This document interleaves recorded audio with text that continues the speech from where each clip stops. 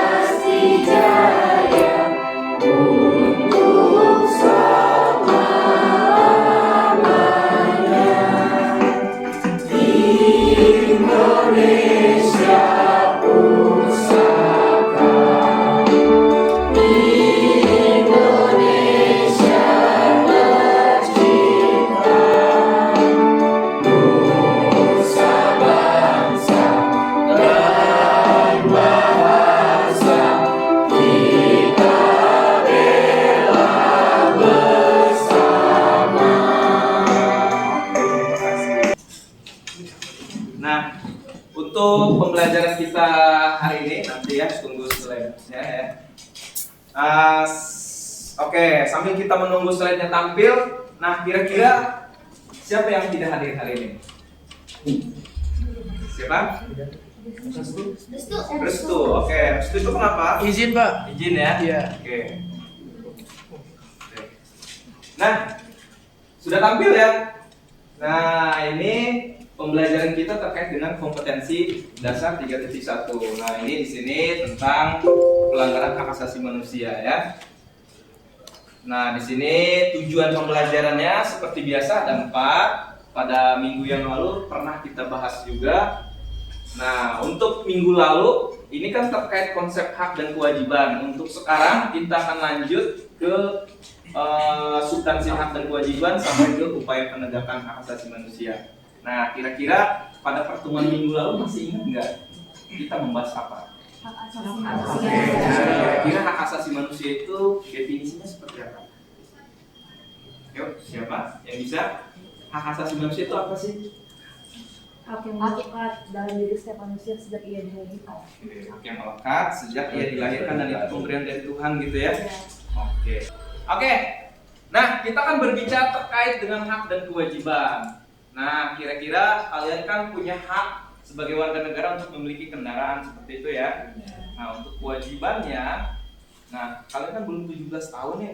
Untuk mentaati peraturan berarti boleh nggak bawa kendaraan ke sekolah? Tidak Boleh ya. Berarti kalau sudah berbicara hak, berarti kita juga berbicara tentang kewajiban ya. Oke. Nah, tadi sudah berbicara tentang hak dan kewajiban. Nah, nanti kita akan berbicara terkait dengan substansi hak dan kewajiban sampai ke upaya penegakan HAM. Nah, di KD 3.1 ini penilaian kita itu kan 3 ranah ya. Kognitif nanti ada terkait dengan soal uraian, terus psikomotor dan afektif nanti kalian mengerjakan LKPD. Nanti di situ kalian secara kelompok presentasi terkait kasus pelanggaran hak asasi manusia. Nah, sekaligus saya observasi sikap kalian ya. Oke, lanjut. Nah, ini tadi sudah ya terkait dengan hak asasi, terus kewajiban. Nah, ini ada ciri-ciri hak asasi. Nah, minggu yang lalu kita sudah membahas ini semua ya. Ada universal, hakiki, dan tidak dapat dibagi. Ini ciri-ciri dari hak asasi. Lanjut. Nah, di sini substansi hak dan kewajiban asasi. Jadi maksudnya gini ya. Hak dan kewajiban itu diatur dalam nilai-nilai Pancasila. Di sini menurut nilai dasar Pancasila, di sini ada nilai ketuhanan terkait sila pertama, nilai kemanusiaan, nilai persatuan sampai ke nilai keadilan sosial. Itu sila kelima ya. Nah, nanti dijabarkan nih nilai instrumentalnya nih. Jadi nilai instrumental itu terkait dengan undang-undang yang mengatur ini semua. Jadi misalkan contoh untuk nilai ketuhanan misalkan. Nah, hak dan kewajibannya dijabarkan pada pasal 29 misalkan. Kemerdekaan untuk memeluk agama dan lain sebagainya. Seperti itu, ya. Nah, di sini baru ke nilai praksisnya. Maksudnya realisasi dari nilai-nilai tadi itu instrumental tadi, ya. Contoh dan kewajiban kita sebagai warga negara menghormati, misalkan kewajiban kita menghormati antar umat beragama seperti itu. Kan tadi kita berbicara pasal 29 misalkan ya, kemerdekaan beragama atau memeluk agama. Lanjut. Nah, di sini ada kasus pelanggaran HAM. Di sini ada pembulian. Di sini ada kasus apa nih? Oke, pembunuhan ya. Nah, di sini memang ini kasusnya agak jadul ya, agak lampau gitu ya. Di sini ada kasus Munir, Marsina. Nah, ini tragedi 98. Nah, yang harus kalian pahami di sini kasus faktor kasusnya nih. Faktor penyebab kasus ini. Di sini ada beberapa poin. Jadi, kasus ini terjadi ada faktor penyebabnya. Yang pertama egois, rendahnya kesadaran HAM, sikap tidak toleran dan sampai kesenjangan sosial dan ekonomi yang tinggi. Seperti Nah, sekarang kita beralih ke permasalahan. Di sini menurut Kompas, kasus bully yang menewaskan siswa SD di Tasikmalaya. Nah, di sini ada siswa SD yang mengalami pembulian. Jadi sampai menimbulkan korbannya ini meninggal dunia. Nah, kira-kira kalau menurut kalian faktor penyebab dari kasus ini, dari kasus pembulian ini kira-kira apa sih? Rendahnya kesadaran HAM. Oke, jadi faktor penyebabnya yang pertama adalah rendahnya Kesadaran HAM. kesadaran HAM. Terus apa lagi? Pelaku merasa dirinya lebih tinggi dari korban. Oke, pelaku merasa lebih berkuasa atas korban gitu ya, makanya berani untuk melakukan bullying tadi ya. Oke. Nah, kira-kira kalau misalnya faktor penyebabnya sudah, terus kira-kira terkait peraturan seperti apa sih terkait dengan bully ini? Terkait nilai kemanusiaan. Oke, jadi Ada di yang pasal dilanggar itu ya. nilai kemanusiaan gitu ya. Oke. Ada di pasal 28G ayat 2. Oke, pasalnya 28G Ayat ayat 2 ya. Oke. Bisa disebutkan bunyinya gimana? Setiap orang berhak untuk bebas dari penyiksaan dan perlakuan yang merendahkan derajat martabat manusia tersebut. Oke, bagus ya jawabannya. Tepuk tangan, Pak. Oke, setelah tadi faktor penyebab, terus jenis hak yang dilanggar, solusinya apa sih? Untuk menangani kasus seperti ini, kamu lagi? Iya. Oke, silakan. Solusinya. Melakukan edukasi terkait HAM Oke. dan melakukan hukum tanpa pandang bulu. Oke, jadi yang pertama melakukan edukasi gitu ya, edukasi terkait nilai-nilai hak asasi manusia. Biasanya ini di dunia pendidikan seperti kita nih, melalui pendidikan PPKN gitu ya. Dan yang kedua tadi apa? Melakukan penegakan hukum tanpa Melakukan- pandang bulu. Iya, melakukan penegakan hukum tanpa pandang bulu. Meskipun pelanggarnya masih siswa SD misalkan ya, tetap Ada. hukumnya itu harus ditegakkan. Oke, ya. Oke, nah sekarang silakan kalian ke kelompoknya masing-masing yang sudah dibagikan di minggu yang lalu. Nanti kita akan mengerjakan di LKPD. Nanti saya sampaikan LKPD-nya ada di sini ya.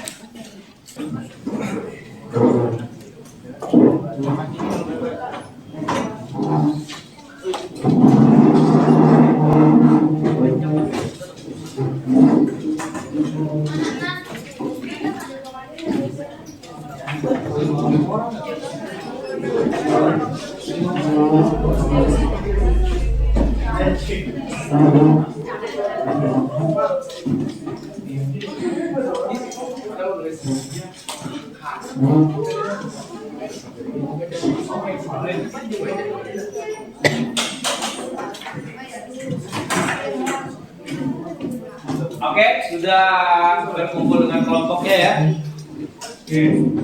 Nah ini penunjukan kelompok itu berdasarkan satu gaya belajar kalian, yang kedua berdasarkan nilai yang saya ambil dari pretest minggu lalu ya. Pengukuran atau pretest untuk materi KD 3.1 ini ya di dalam Kahoot. Nanti kalian masuk ke Google, klik kahoot.it, nanti tunggu instruksi dari saya, masukkan nama dan kodenya ya. Nanti ya.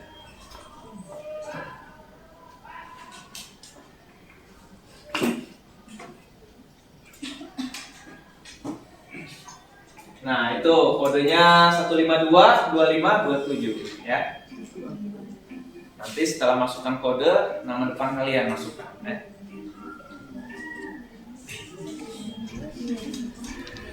Nah, sudah ada Alfani, Ade, ya. Ada Jansen.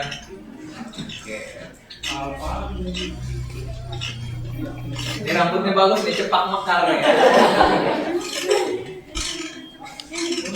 Jadi jangan nanya kalau dia rambutnya kayak gitu ya, nanti bertanya-tanya.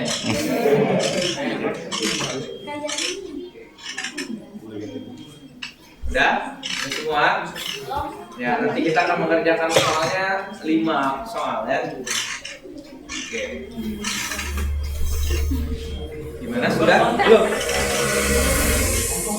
Ada say-say ya. Oke.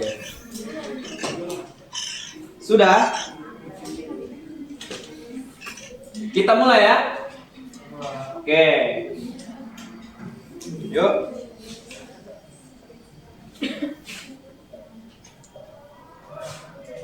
Nah, lihat, perhatikan gambar di bawah ini ya. Seperangkat hak yang melekat pada hakikat dan keberadaan manusia sebagai makhluk Tuhan yang Maha Esa merupakan pengertian hak asasi menurut. Nah, silahkan pilih tuh opsinya ya. Ya, waktunya tinggal 4 detik lagi tuh. Oke, jawabannya berarti Undang-Undang Nomor 39 kan? Oke, lanjut. Nanti di sesi kedua. Nah, kira-kira yang paling cepat dan benar siapa nih? Ya, Talita. Wih, Talitas. Mana Talita? Oke, lanjut. Keren. Pertanyaan kedua ya. Nah, di sini hak asasi manusia berlaku untuk semua manusia tanpa memandang latar belakang. Merupakan ciri hak asasi yang disebut. Nah, kan ada 4 tuh ciri hak asasi. Yuk. Tinggal 2 detik lagi. Oke. Jawabannya universal ya. Oke, coba silakan kita cek nih. Talita lagi. Ya, Talita yang paling cepat berarti ya. Oke, lanjut. PKN banget ya. Oke. Saling menghormati. Nah, silakan dibaca. Nah, kira-kira terkait dengan sila keberapa ya?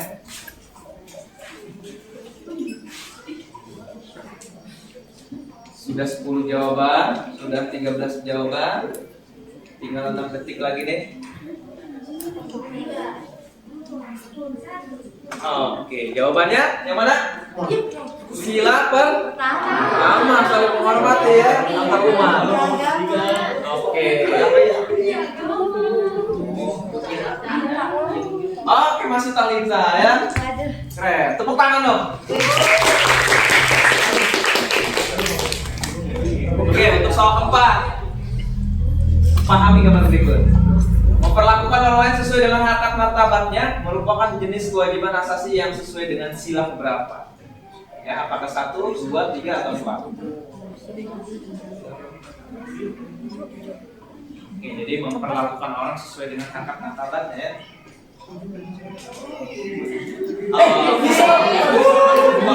Sila kedua jawaban. Coba kita cek. Gue salah pencet. Iya. Lanjut, terakhir.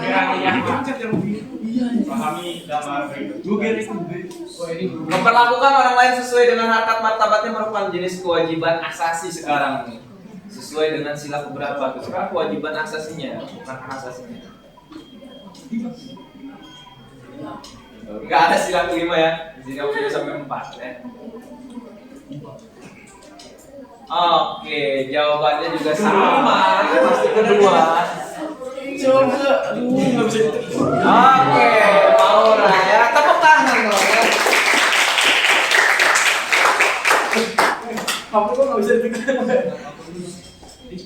Ya. Untuk tugas kalian secara berkelompok yang pertama adalah mencari sebuah kasus pelanggaran hak asasi manusia. Nah, yang kedua, selanjutnya kasus tersebut dianalisis, nanti dicari faktor yang melatar belakangi, ya. Yang berikutnya adalah upaya atau solusi yang akan diberikan oleh kelompok kalian terhadap pemerintah atau aparat penegak hukum, ya. Nah, jadi sekarang silakan berdiskusi dengan kelompoknya, mencari di sumber referensi terkait dengan kasus-kasus pelanggaran yang akan kalian angkat nanti dipresentasikan, ya. Gitu ya. Yuk silakan didiskusikan dengan temannya. Jadi dibagi tugasnya, nanti kamu siapa yang mencari referensi, terus nanti siapa yang menyusun materinya, silakan. Ya.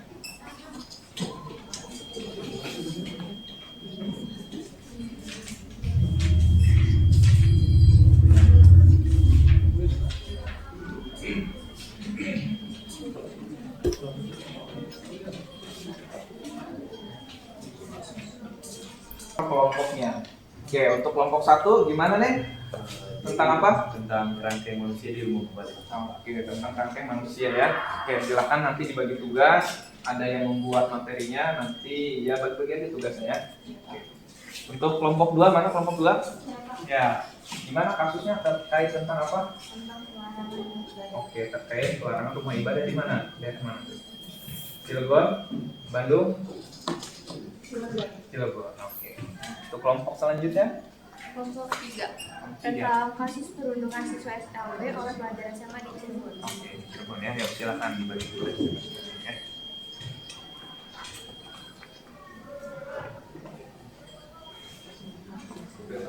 Oh, sudah ya. Oke. Jadi nanti dibagi tugas saja ya. Oke, biar adil ya.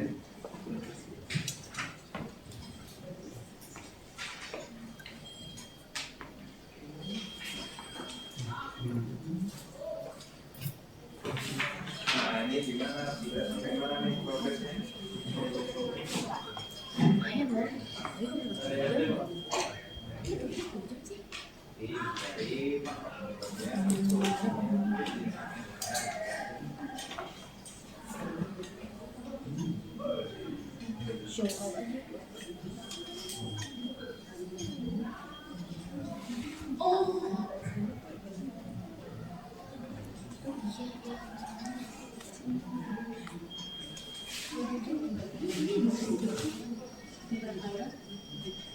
ini sudah sampai mana progresnya? Kasus apa yang mau diangkat? Oke, kamu ya. Oke, nanti kamu cari juga faktor penyebab gitu ya. Latar belakang, solusinya dari kamu ya. Karena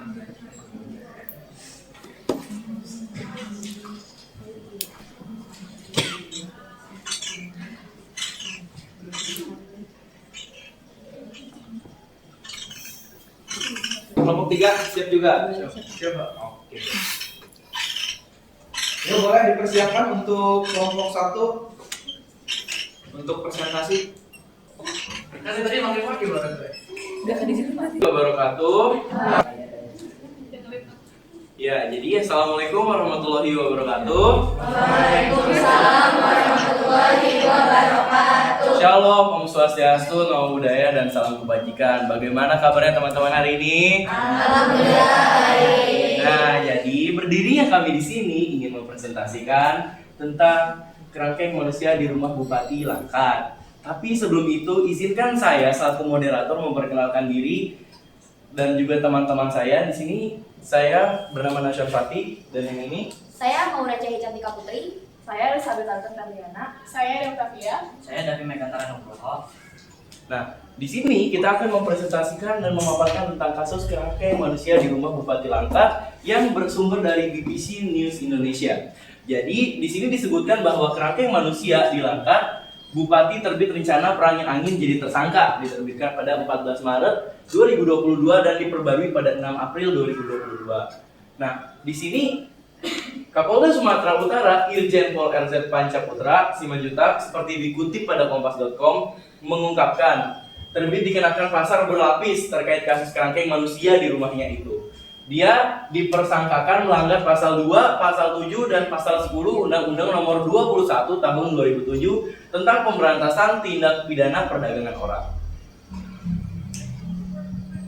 Nah, kemudian apa aja sih hak yang dilanggar? Jadi, jenis hak yang dilanggar dari permasalahan atau kasus yang tadi adalah yang pertama, ada nilai kemanusiaan. Yang kedua, ada pasal 28B dan 28I, perlindungan dari kekerasan dan tidak disiksa. Yang ketiga, ada kehidupan yang layak. Serta apa aja sih latar belakang pelanggarannya? Jadi latar belakang pelanggaran dari kasus tadi adalah para pekerja sawit yang bekerja untuk Bupati Langkat tinggal rumah yang digembok dan dinilai kurang manusiawi yang terbongkar pada 18 Januari 2022 serta sempat mendapatkan perlakuan kekerasan dari oknum aparat yang diduga sebagai orang kepercayaan dari Bupati Langkat. Selanjutnya, solusi yang dapat dilakukan untuk kasus tadi akan dipresentasikan oleh Adik. Jadi solusinya yang pertama adalah pengawasan dari masyarakat, sanksi berat, dan penegakan hukum yang tanpa pandang bulu. Oke, jadi mungkin itulah presentasi yang dapat kami paparkan. Sebelum saya tutup, ada yang ingin bertanya, teman-teman? Saya. Ya, silakan. Bagaimana pengawasan yang bisa dilakukan masyarakat agar kasus tersebut tidak terulang? Oke, baik. Langsung saja saya jawab. Masyarakat bisa menjadi pelopor atau jurnalis terkait permasalahan yang dianggap tidak sesuai dengan aturan hukum. Intinya, jangan diam ketika melihat pelanggaran. Apakah jawaban yang diberikan sudah cukup puas? Sangat cukup. Adakah yang ingin bertanya lagi, teman-teman? Yaudah, kalau tidak ada yang ingin bertanya, langsung kami tutup. Sekian dari kami. Wassalamualaikum warahmatullahi wabarakatuh. Waalaikumsalam.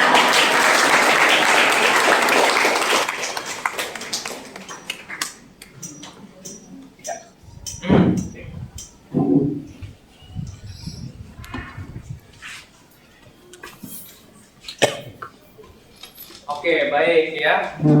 Terkait dengan kasus pelanggaran yang dipresentasikan kelompok 1 itu sudah sesuai dengan materi. Terus jenis hak yang dilanggarnya juga sudah secara detail dijelaskan. Di sini ada pasalnya juga, solusinya juga sudah dijelaskan tadi ya. Jadi pada kesimpulannya adalah untuk kasus ini adalah di latar belakangi adanya perbudakan, terus dengan cara tidak manusiawi ya oleh Bupati Langkat seperti itu. Itu terjadi di bulan April tahun 2022.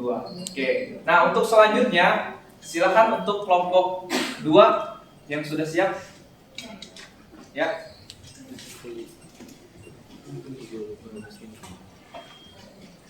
Assalamualaikum warahmatullahi wabarakatuh. Waalaikumsalam warahmatullahi wabarakatuh. Selamat siang semuanya, perkenalkan kami dari kelompok 2. Perkenalkan nama saya Nindya Dioka Karyanto bersama rekan-rekan saya. Perkenalkan nama saya Salwa Putri Septiana. Perkenalkan nama saya Liana Siti Fazria. Perkenalkan nama saya Nazwa Yunadira. Perkenalkan nama saya Lutfi Nandeka Pratama. Di sini kami akan mempresentasikan tugas yang sudah diberikan. Langsung saja, kasus pelanggaran rumah ibadah. Kasus ini kita dapat dari kompas.com.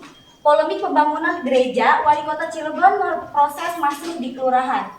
Adapun kasusnya yaitu Heldi Agustian mengatakan proses perizinan pembangunan gereja HKBP Maranatha di Cikuasa Gerem, Kota Cilegon belum sampai di tingkat wali kota. Heldi mengungkapkan proses izin pembangunan gereja masih dalam proses di tingkat kelurahan. Namun, ramai diberitakan sebelumnya, Heldi Agustian bersama Wakil Wali Kota Cilegon, Sanuji Pentamarta ikut mendatangani petisi penolakan pendirian gereja tersebut.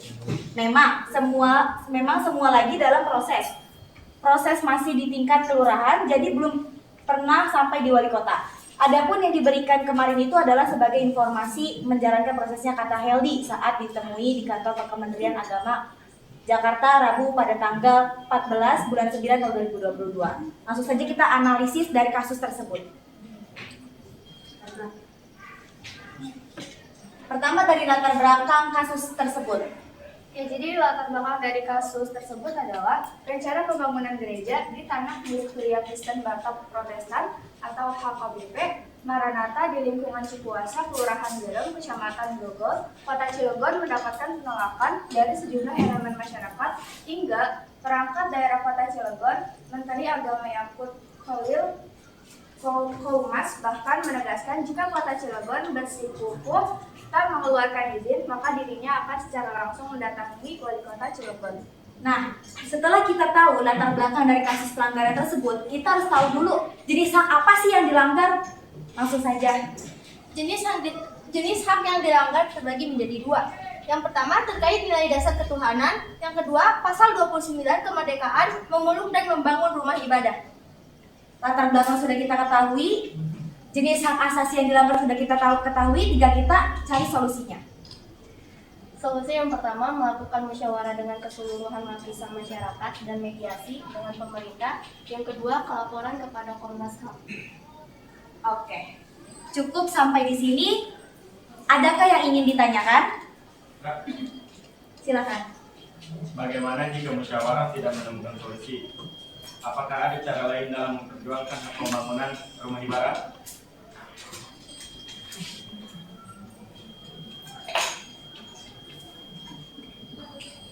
Boleh langsung saya jawab ya, izin menjawab. Dengan cara melakukan pendampingan dengan Komnas HAM serta meminta mediasi kepada anggota dewan terkait Komisi 8 agar menentukan solusi yang terbaik atas kasus tersebut. Apakah jawaban cukup? Ya. Oke, cukup jelas ya jawabannya ya. Yuk. Tidak ada lagi yang bertanya? Oke. Jika tidak ada, kami tutup. Kurang lebihnya mohon maaf dan terima kasih. Wassalamualaikum warahmatullahi wabarakatuh.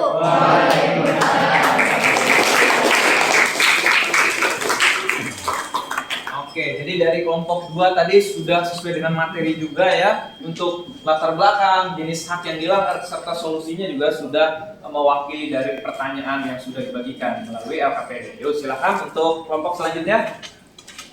Assalamualaikum warahmatullahi wabarakatuh. Kami dari kelompok 3 akan membacakan berita tentang perundungan siswa SLB di Cirebon. Sebelum kita melakukan lebih lanjut, kita perkenalan. Nama saya Difta Maulana. Nama saya Saibana Putri. Nama saya Ibu Tuba. Nama saya Muhammad Kemalsia. Nama saya Ardiansa. Mari kita lanjut. Berita ini saya kutip dari merdeka.com. Viral siswa SLB dirundung di Cirebon, warganet soroti pelaku saat ditangkap polisi. Merdeka.com. Viral di media sosial, seorang siswa sekolah luar biasa atau disebut juga SLB mendapat perundungan oleh siswa SMA di wilayah Cirebon, Jawa Barat. Dalam tayangan yang beredar, pelaku yang tengah merokok itu terlihat menendang punggung korban dengan menggunakan sepatu yang ia kenakan. Parahnya, tindak kekerasan itu terus dilanjutkan walau korban tampak menangis.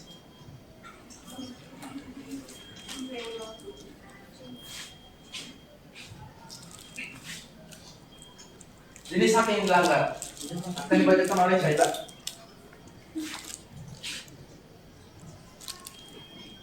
Di sini ada 3 jenis hak yang dilanggar. Yang pertama yaitu nilai kemanusiaan. Yang kedua pasal 28G berhak atas bebas dari perlakuan merendahkan derajat dan martabat manusia. Dan yang ketiga yaitu 28I bebas dari perlakuan diskriminatif. Selanjutnya latar belakang yaitu akan dibacakan oleh latar belakang pelanggaran. Siswa sebenarnya mendapatkan melakukan yang tidak sepatutnya oleh pelaku yang terjadi di wilayah Cirebon 12 September 2021. Pelaku menandakan dan menginginkan tubuh korban sambil tertawa dalam terekaman video beberapa menit yang viral di media sosial. Meskipun korban menangis, pelaku tetapi melanjutkan aksi tidak manusiawi tersebut. Yaitu ada solusi yang dibacakan oleh Adi. Solusinya ada 3, yaitu edukasi terkait HAM, pengawasan dan perlindungan dari masyarakat dan aparat, penegakan hukum, sanksi berat, dan penegakan hukum yang tanpa pandang bulu.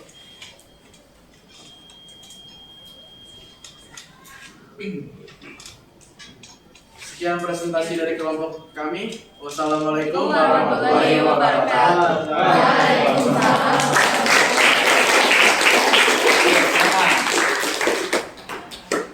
Oke, untuk kelompok 3 tadi sudah dipaparkan terkait dengan jenis hak yang dilanggar sampai ke solusinya juga sudah sesuai dengan pertanyaan yang sesuai dengan LKPD tadi ya. Oke.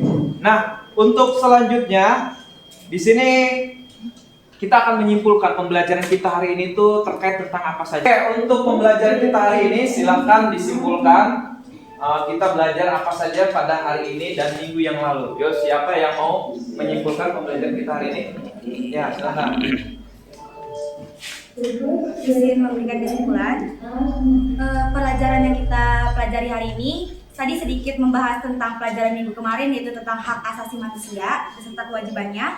Lalu di pelajaran yang pada minggu ini kita mempelajari tentang jenis hak yang dilanggar beserta solusi terkait pelanggaran kasus hak asasi manusia. Dan tadi juga udah presentasi dari ketiga kelompok yang dimana sudah ada jenis solusi dari berbagai kasus. Siap. Oke, siap. Oke, bagus. Terima kasih. Tepuk tangan dong.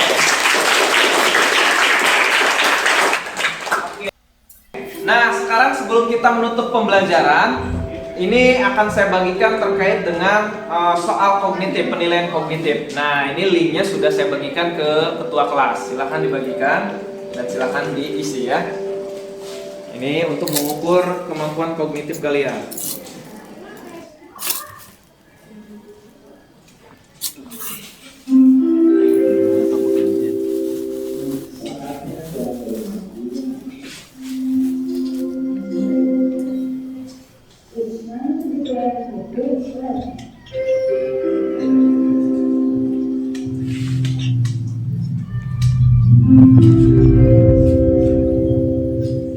Ya, silakan dilihat.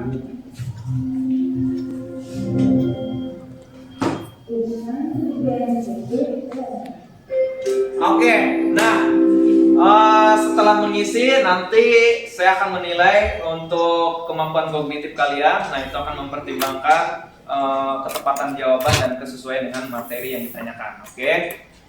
Terima kasih. Oke, saya memberikan apresiasi terkait dengan kasus pelanggaran HAM yang sudah dipaparkan oleh masing-masing kelompok tadi ya.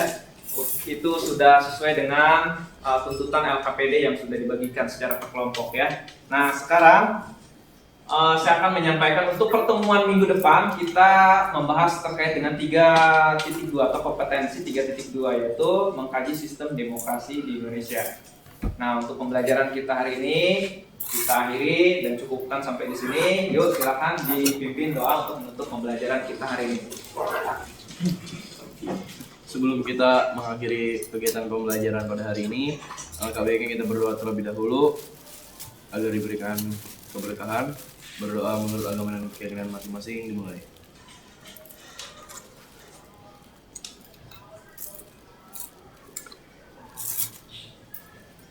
Tidak akan pernah selesai. Memberi salam. Assalamualaikum warahmatullahi wabarakatuh. Waalaikumsalam warahmatullahi wabarakatuh.